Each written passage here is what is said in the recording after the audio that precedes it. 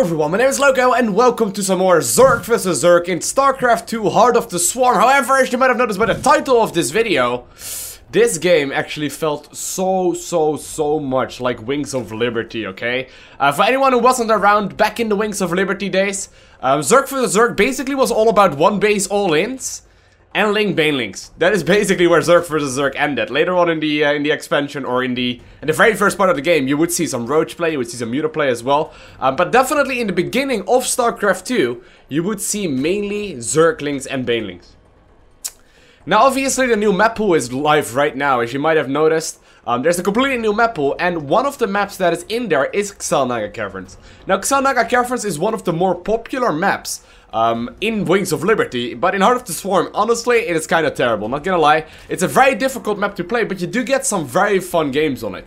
Now the reason why it's so hard is because, well, look at the natural. The natural is really wide open and really easy to attack into.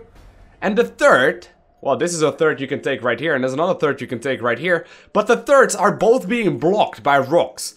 So oftentimes on this map, no matter what happens, it is going to be a very aggressive sort of game, because, well, taking a third base is just extremely difficult.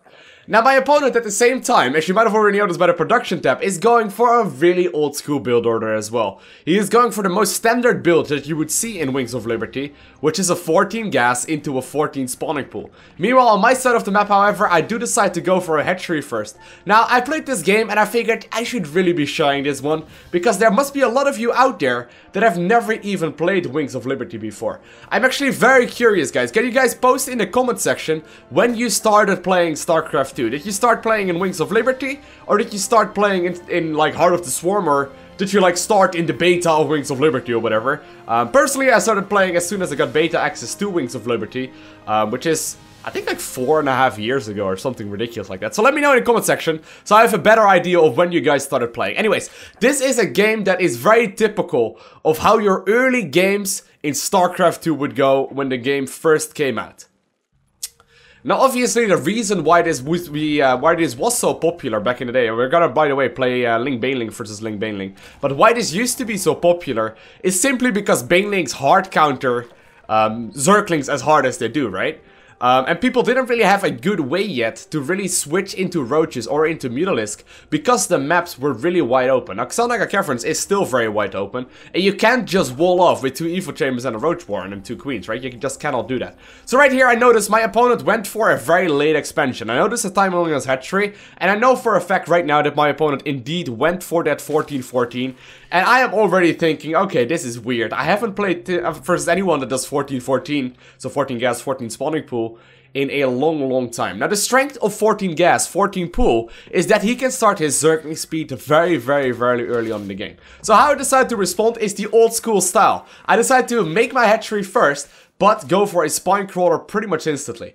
I am going to move my queens down to the ramp, because I know his Zergling speed will be finishing up just before the 5-minute mark, okay? If you are playing against this style, you have to remember that Zergling speed will be out right about the 5-minute mark, whereas your own Zergling speed will maybe be out right around the 6 or 7-minute mark, depending on the kind of build that you went for. So here we go. I'm going to be following up my own Zergling speed with a Baneling nest right now. And I'm gonna have to, you know, have my queens in a position where I can very quickly run onto the ramp. So right there, I notice my opponent is moving out with Zerglings. Tons of Zerglings were in production right there for him. And I'm gonna move my queens to hold position on the ramp. This is crucial. If you don't do this right now, on Xel'Naga Caverns and Zerg for the Zerg, you're pretty much already dead. I need my queen, I need my spine crawler, by the way, just to be completely safe. Now, I actually killed my, did I just kill my own drone right there? Wait, we gotta go back right there. Did I just kill my own drone? Did I watch that? Did I see that correctly? I was microing so intently right there. Did I literally just kill my own drone? I am literally killing my own drone right here. Wow, that is some talent right there. Alright, so I was gonna talk about the reason why you need to put the queens on the ramp in hold position is so the Zerglings can't just simply wreck your mineral line, because your own Zergling speed is not done yet. And the reason why the spine crawler is placed as it is because this lowers the surface area Zerglings can actually attack the hatchery from. So if you put the spine crawler right out there in the open, it's actually really bad, because it will just surround it. Right now it's blocked by a queen from this side, it is blocked, you know, by the hatchery from the other side, and it's blocked by a Baneling nest from the other side as well. Now I'm gonna counterattack the aggression that he has been doing, knowing that he's very likely to be making a bunch of units or a bunch of drones right now, by moving across the map as soon as my zergling speed finishes. And knowing that I have a bailing nest as well, I'm gonna be morphing a bunch of the bailings in, and I'm trying my very best to do as much damage with those as I possibly can. Now my opponent did a little bit of a run by right there with a couple of banelings from the fog, which actually turned out to be pretty awesome, and he ended up killing a couple of drones right there. Actually only one worker went down right there in total.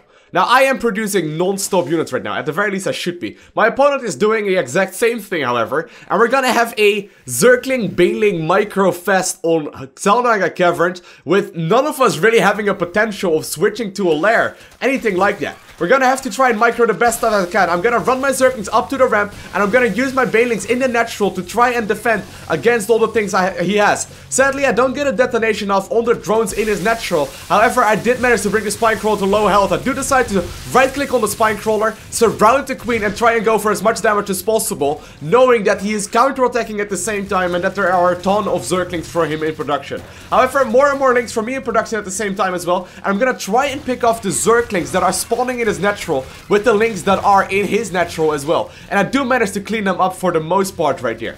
We're just microing away right here, morphing in a couple more Banelings, and I am reinforcing with more and more and more Zerglings. Got a ton on his side of the map right here, and you can see how a couple of decent detonations, ooh, so careful right there, but you can see how even a couple of really decent, okay-ish detonations turn a game like this around completely. Now, microing Zerglings and Banelings, I sadly don't have a very good tip for it. The only thing I can really tell you to do is to just simply practice and practice and practice, because in this season, especially with the current map pool, you're gonna need to know these sort of tricks.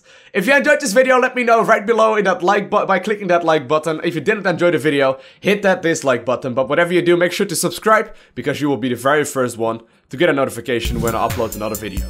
I want to thank you guys all for watching. Have an amazing day. Do not forget to smile, and I'll see you in the next one.